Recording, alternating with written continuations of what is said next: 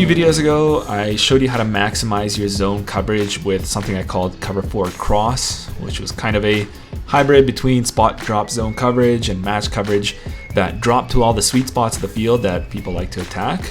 And it did that with all the underneath defenders, and it used just 2, albeit smart, safeties to clean everything up over the top. In this video, I'm going to do something similar, but quite different than the 7 and 8 man coverage videos that I usually do.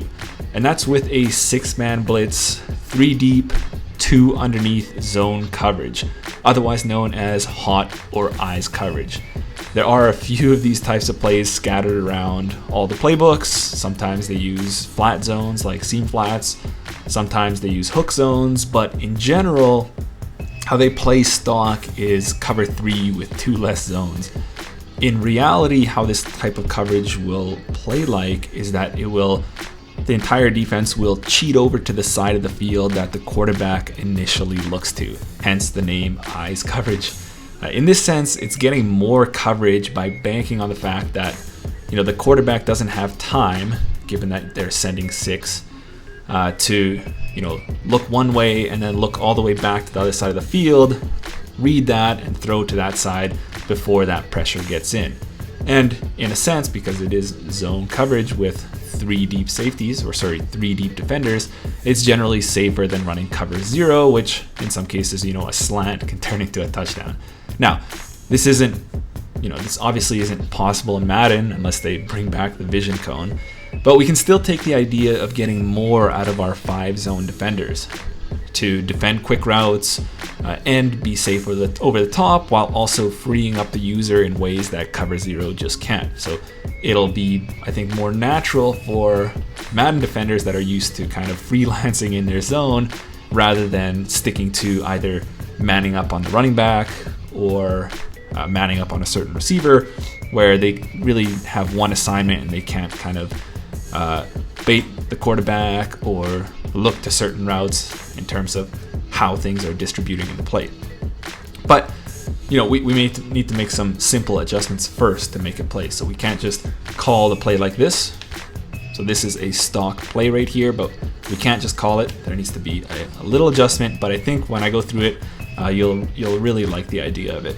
But even before that, we need to go over the blitz concept first, so that playing a 5-man zone even makes sense in the first place. So right here, we're in the 3-3-5 odd. Obviously, this is a somewhat popular formation because you can get this guy, the kind of left outside linebacker type of guy, looping around the left tackle to get you pressure. So it's kind of a weird and borky way of doing things, but really there's absolutely no other way to get your blitz through in this game as far as I'm aware. Almost all of them get locked down by these psychic offensive linemen, so we got to attach onto what we can. Anyway, so this is the play that we'll be essentially going over in this video, but to go over why you would want to send 6. Like, why would you want to send 6 when you could just do this type of setup where you spread your defensive line, spread your linebackers, and you can contain. And if that outside linebacker has a certain agility threshold, he'll get in. And that agility threshold is, I believe, 80 in All Pro. So as long as he's underneath that threshold, similar to the 80 man coverage threshold that I was talking about in a previous video, he'll essentially just run right around that left tackle every single time. I think everybody watching this video probably knows all about this. I don't really need to go over it too much. And then even if they block, say, a running back, so they're blocking 6 and you are bringing 5, there's things you can do where you man up one of your linebackers on the running back, and he'll, in some weird wonky way, add to the blitz like a green dog, and your guy will still come through. Now, the smart guy, so this is all well and good, and you can just run that. So you still have, at least 6 guys in coverage, which is really, really nice. But these smart players will always have an option for this, an answer to this, right? So there are ways of blocking this. One of them, I think, is just simply IDing, if I can get on the right controller here, IDing the cornerback to that side. In a lot of cases, that left tackle will take a deeper drop, and he'll be able to pick up that outside linebacker that's trying to loop around him. Or there's other ways of going about it where you can block the running back. Let's see. You block the running back and you essentially force the running back to block this guy. And the way to do that is you double team. So similar to the double team cut block rollout stuff that you saw last year, you double team the defensive end to that side. You ID this guy. You could even slide the other direction. And so if everything's set up the same way, and even this guy is, trying to come in, you are forcing your running back to come across and pick up that free guy right there. And so now you have all the time in the pocket to do whatever you need to do to make your play. So now, obviously, there are some cases that you don't want to deal with that.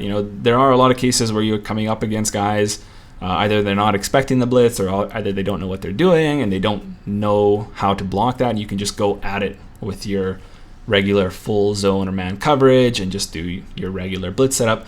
But in some cases, you just need that blitz to come through. You need it to come through quick, and you don't want to mess around with guys that know how to block this stuff. So one of those ways is simply just sending 6 guys, right? Now, obviously, we only have 5 guys in zone coverage, but that's the point of this video here. But anyway, so you spread everyone like you normally do. Spread your defensive line, spread your linebackers, and that's it in terms of the blitz. So now, even if they do this whole thing right here, they are double teaming one of the guys. So in a sense, they are blocking fewer than you have coming in. So you're always going to have one guy coming in for the sack. So as far as I'm aware, there is no really straightforward way of blocking this, other than maybe getting a tight end involved on one of the sides or the other side. But even then, it might be a little bit iffy there. And even then, if they have the tight end and the running back involved, then you have 5 zones over 3, and you're still going to be pretty good, in my opinion. But in general, I don't think this is something that you run every single down. Like, I think some people get misconceptions a little bit when you see a YouTube video out there, when it's like a passing play or a defensive play. It's like, well, there's this hole and this hole and this hole, but of course there will be holes, and especially, there's holes in every single coverage, and especially one that only has 5 defenders in zone coverage. But the point is to bring it up in those key situations, 3rd down or 4th down, especially 3rd and short, 4th and short, when you're bringing some of those, when you're expecting some of those quick throws. You'll see that these hook defenders do really, really good job once we get into that. And then you want to catch your opponent off guard, right? We want to be a little bit unpredictable. We don't want to send 6 every single time. We don't want to send just 3 or 4 every single time. We want to switch that up. And I think this is a great compliment to anybody running a scheme in this particular 3-3-5 odd, or in general. It just, in this case, you get that big benefit of having this guy loop around that left tackle when you're not sending 6. Now, for the rest of this video, I'm not going to set up the blitz how it should be run. So I'm just gonna leave it stock for 2 reasons. First reason, I don't want to deal with that when I'm talking about coverages. Secondly, if I run it just like this and I'm blocking 6 on the other end, likely it's going to be picked up. So I don't have to deal with quick things, and I can show you how these routes progress. Now, in reality, some of these route combinations won't have time to progress. So we don't really need to consider them, but I just don't want to have the blitz coming through when I'm trying to explain things. So yeah, that's that. Now, what we are going to be doing here, so we have 2 hook curl defenders. In this case, we have one of them coming from the safety and the other one coming from the linebacker here. In a lot of cases, you can actually hot route yourself into this type of play by picking cover 3 or something and just blitzing, the flat defenders, and you can be fine. But I like the idea of most of it already being set up, and combined with the fact that 3-3-5 has that great looping pressure, I think this is a great place to start. The other thing you need to do You can mess with your alignments. You can do man align, don't man align, have this guy out, whatever you want to do. That's really up to you. We're just talking about the coverage logic here. I generally wouldn't user these hook defenders because they're really the kind of primary wild card, kind of adaptable players of this coverage. So if you think back to the cover 4 cross video, if you did watch that, we had 2 inside quarter safeties, and those were really our only deep defenders. And they were smart enough to play inside, so covering the post. But if there was a streak going outside, they would know that they don't have any help there, so they have to cover that guy. So it's, they were adaptable over the top, allowing us to do some other interesting things underneath. In this case, those adaptable guys are our hook curl defenders. So what they're doing is they're playing inside in the hook to defend those quick slants and things like that. But if there's a flat route, they're actually going to take that, and we'll see that in a minute. But in order for that to happen, first of all, we can't have flat zones. So check number 1. We don't have those anyway because we want to bring 2 extra guys into the pressure, and we can't have deep thirds over here.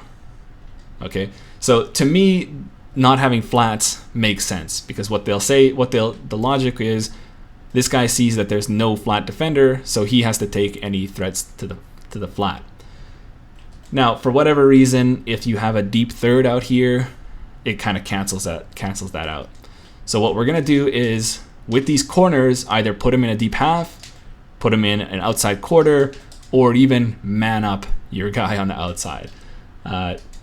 One thing is, if you're running press halves and the receiver is off the line of scrimmage, a lot of times he can just run right by your guy. So it's probably best to run outside quarters, but I'll leave that up to you. I'm still not really super fully in on how those 2 techniques play, but you have the option either outside quarter or outside half, not an outside third. And you would just do that to both sides. And what I would do is user this middle safety right here. And just know that they don't have time to run corner routes and crossers and things like that, so you just want to be aggressive in the middle and clean things up over the top if there is a little bit more time. But that's up to you. I'll leave it how you want to play that, but I would suggest staying off these hook curl defenders. Okay, so that's kind of the brief explanation, and now we'll get into some of the concepts. Okay, to understand the kind of matching logic here, it's very, very simple.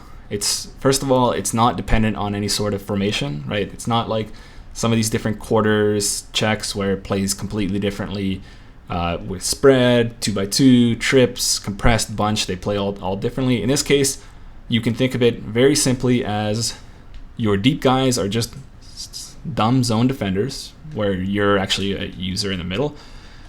And these hook defenders are essentially playing quick routes by the number 2 receiver first and foremost.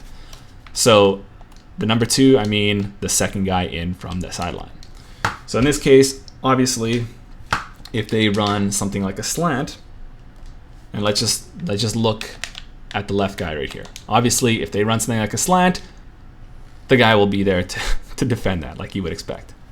And even if it's a slant from the other guy, number 1, he'll stick in the middle to defend that. Now, I was saying primarily he's looking at quick routes from number 2. If it's a streak by number 2, he's going to let that pass to the deep third, and he'll remain in his hook.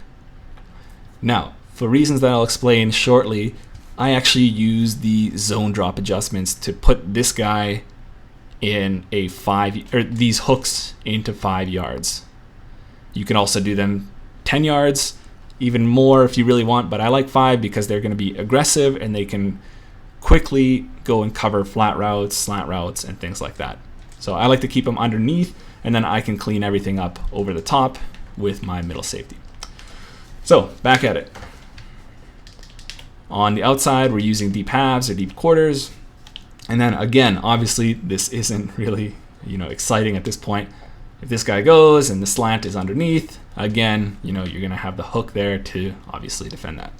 Okay, now let's start to get into some more interesting route combinations that you might see from somebody that maybe in a 3rd and short or 4th and short situation, or, they see that you might be blitzing 6 and that you don't have a flat zone, you might see something like this, a nice little fade out combination to the left right there. So you have the fade pushing back the deep 3rd, and then you have the out that should get open against a coverage that doesn't have a flat zone. Now, I have man align here by default, but if you don't have man align, he'll look more like this, which is obviously a better look for this type of coverage, or any type of coverage against this type of formation. Now, again, I'll put this guy in a deep half, and you'll see that that hook curl actually converts out here and will cover the out route to the flat. So that's obviously really, really nice to have that adaptability. Again, we only have 5 men in zone coverage. We need some of those zones to do a little bit more than what they're conventionally asked of, right? Now, I'll show you what this will look like if we just run this stock on defense. We don't do that deep half adjustment, and we run this fade out. You'll see that the hook will leave him here, and then obviously they'll get their route to the flat. But if we do have that outside adjustment right there, and again, we don't have that flat defender, that hook curl is smart enough to know to take the first guy to the flat. Or what I've been saying to kind of simplify and clean this all up in your own head is that that guy is primarily concerned with quick routes from number 2. So whether that's a hitch, a slant, or an out, things that your opponent might be looking to go to once they get pressure, then your hook curl will be smart enough to go match that, and he matches it really, really well. Now, of course, because there is only 5 men in zone coverage, it can't be a perfect coverage. So there are things you want to watch out for. One of them is slant flat combination. So if you have a flat from number 2, obviously, like I said, the hook is going to be concerned with that primarily. And then you don't have another zone in that middle area. So if you have something like this, obviously he will get wide open. So, either you live with that and say, okay, I brought it. I brought my 6 guys in the blitz, and they just found the one route combination that really gets open there. If you really want to make sure you keep running this and you want to make sure that that isn't an option, you can, as a user, see the flat and then try to jump that slant. Of course, you'll have nobody open in the middle right here, but this is a little bit of a risk-taking coverage. At the end of the day, it is also just a video game, so it's not like you're going to give up the Super Bowl or something. Or you could potentially look into manning up on this guy. So in this case, you have man over there, and let's just go ahead and press. And now we have slant flat. The hook will take him to the flat, and then the slant right here will be in a better position to cover. Again, I showed you if number 2 is running vertical, our guy will stay in the hook. So he'll be able to defend things like slants coming from that side. But what if these guys are both out here vertical, or this guy's running a comeback, and you have a drag coming from the other end? So again, the hook is smart enough to know that there is no flat defender right there, so he has to be the guy that covers to the flat.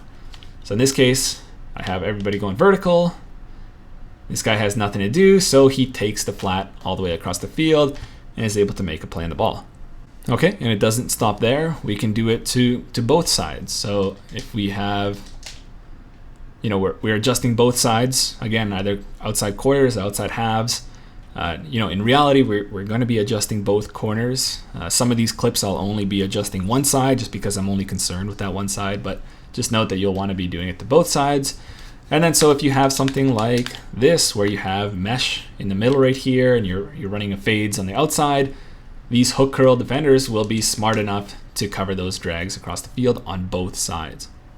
Okay, and then we don't stop there. We go to some other formations right here. Right here, we're just in a trip set. But again, the basic rules of these hook curl defenders are primarily concerned with quick routes from number 2. So whether that guy's in the slot or in the backfield, you are going to be looking to cover him quickly. So again, we're running deep halves or deep quarters. And so in this case, we have the running back running to the flat. And as expected, our hook curl, he gets there a little bit late, but at least he's there to try to cover the back. So that's kind of cool. I mean, here we have a linebacker. So if you have a safety there, obviously he'll do a much better job of, getting out there a little bit quicker just because he's a little bit faster. And then on the trip side of thing, again, things don't really change. We're just doing the same adjustments right there, and we should expect to see the same things. So we get a quick from number 2, like a slant underneath, and obviously the zone defender will be there unless you wait a little bit. Again, we're banking on the fact that our blitz is coming in, but if it doesn't come in, that slant can get open across the field. So that's the slant, but also if number 2 again goes to the flat quickly, like if he's running a little flat route or a quick out route, then again the hook defender is smart enough to know that he's covering him quickly first and foremost.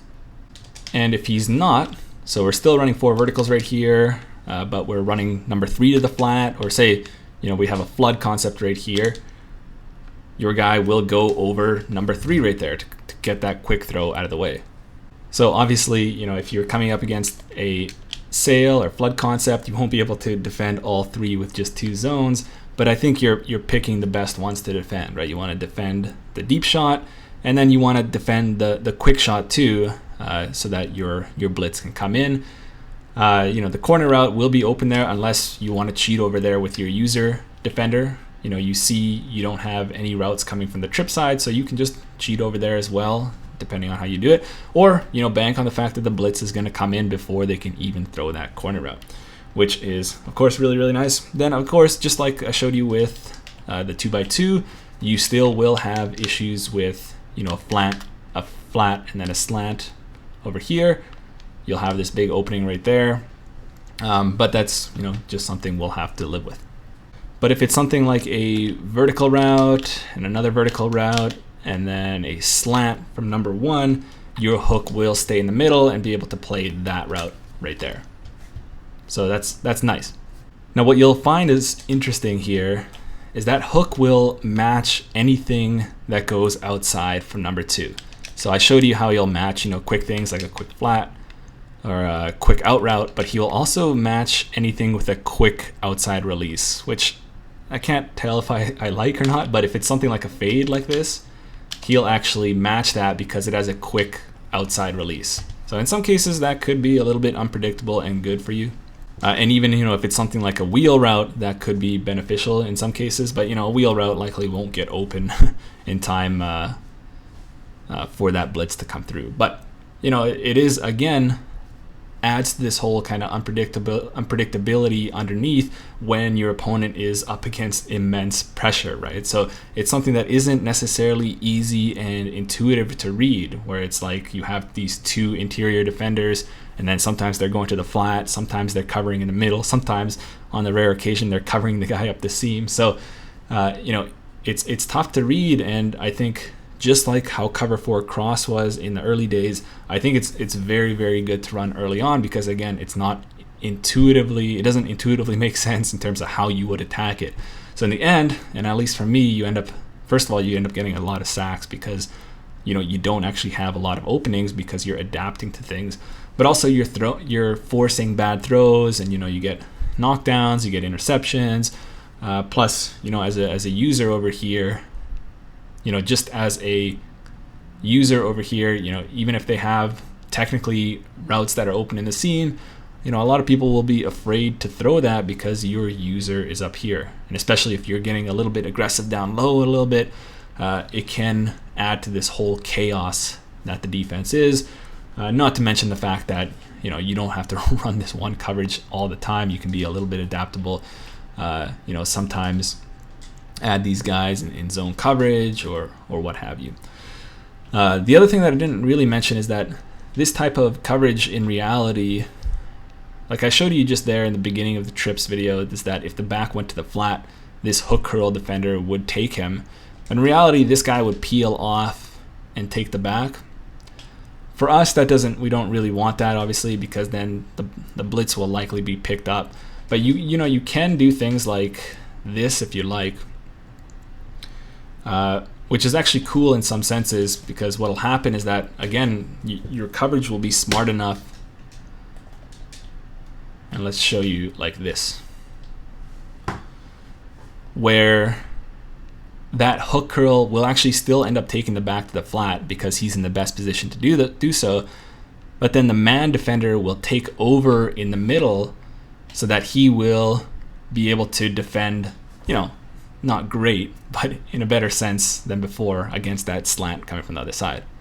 But, you know, then that kind of ruins a little bit of the integrity of your blitz, but in some ways you're still a little bit better than the stock blitz that I showed at the very, very beginning. So, you know, those kind of things are up to you. I may do a little bit more of a deep dive of this type of thing later on, but for now, let's just kind of keep it simple. The other thing you can do is you can just, against trips, you know, you can man up this guy over here, and then you can cheat a little bit more to this side with your user.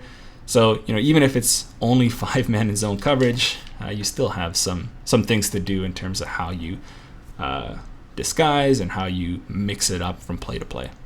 Okay, and let's end it off with some of these compressed formations. You know, the same thing carries over to gun bunch, same thing, you know, carries over to gun tight, where again, you know, your hook defenders are primarily focused on number 2 quick. So in this case, you know, let's just run a simple, you know, bench concept to this side. Again, we're running, you know, a quarter or a deep half on the outside, and then you'll see your hook defenders will cover inside out. In some cases, they can be late to cover that, but it's obviously much better than if you have nobody there at all. Now, you know, in some cases, you know, you can kick this guy out a little bit, or if you have actual safeties there at linebacker, he'll be able to cover those routes much quicker. But, you know, even what we had there was the worst possible case scenario, and I think it was still okay. You know, okay enough to be, you know, is that open? Is that not open? And by the time they make a decision, they're already sacked. And then again, you know, I showed mesh at a 2x2, but it carries over here as well. So let me just clear these guys out just to make it all obvious. So again, we just have those 2 hooks in the middle, and we have the, you know, your user being aggressive over here in the middle. You have your deep halves, your deep quarters, and you have mesh being completely taken care of by these hooks that are playing inside out. Okay, so that's the video. You know, the coverage itself I think is pretty simple because it's obviously only 5 guys, but if you do have any questions about this stuff in terms of how it relates to different coverages and different adjustments, or sorry, different formations and different adjustments, definitely leave a comment below. I'll get to those as soon as I can. I think this is you know, something new I've been playing around with, and personally I've been having first of all, a lot of success with it, and then also a lot of fun with it because, you know, throughout this year and even the past years, I've really just been, you know, rushing 3 or 4 and just hoping the pressure gets in. Finally, I'm playing with a little bit more urgency in the blitz department, and then even then, what's cool is we can still be creative and adaptable and doing new and interesting things on the zone end of things. So yeah, if you are interested in that, definitely give it a go. Leave it a like if you liked the video, and come back and give it a like if you found that it was helpful to you. But yeah, that'll be it for this one, and we'll see you guys in the next one.